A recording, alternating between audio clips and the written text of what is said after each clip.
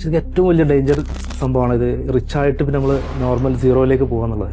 കുറേ ആളുകൾ എന്ത് ചെയ്യുന്നുണ്ട്, റിച്ച് ആവുന്നുണ്ട്. പക്ഷെ അവര് നിങ്ങൾ പറയുന്ന പോലെ ബ്രേക്കായി പോകുന്നുണ്ടെങ്കിൽ അതിന് മെയിൻ റീസൺ എന്ന് വെച്ച് കഴിഞ്ഞാൽ മണി മാനേജ്മെന്റ് സ്കില്ലില്ലാത്തതുകൊണ്ടാണ്. ശരിക്ക് റിച്ച് ആവുക ഈസിയാണ്, പക്ഷെ അത് നിലനിർത്തുക എന്നുള്ളത് ഭയങ്കര ബുദ്ധിമുട്ടുള്ള കാര്യമാണ്. അപ്പോൾ നമ്മൾ ആദ്യം പഠിക്കേണ്ട ഒരു സംഭവം എന്ന് വെച്ച് കഴിഞ്ഞാൽ എങ്ങനെ ക്യാഷ് വന്നു കഴിഞ്ഞാൽ അതിനെ മാനേജ് ചെയ്യാൻ പറ്റും എന്നുള്ളതാണ്.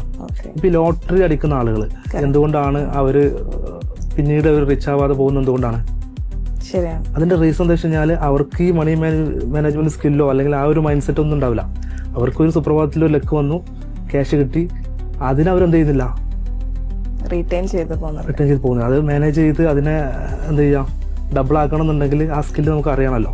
ഏത് ലിസ്റ്റ് നോക്കി എടുത്ത് നോക്കൂ, റിച്ച് ആയിട്ടുള്ള ആളുകൾ ലിസ്റ്റ് എടുത്തു കഴിഞ്ഞാൽ അതിൽ ലോട്ടറി അടിച്ച ആളുകളോ അല്ലെങ്കിൽ എന്തെങ്കിലും രീതിയിൽ ലക്ക് വന്ന ആളുകളില്ലല്ലോ.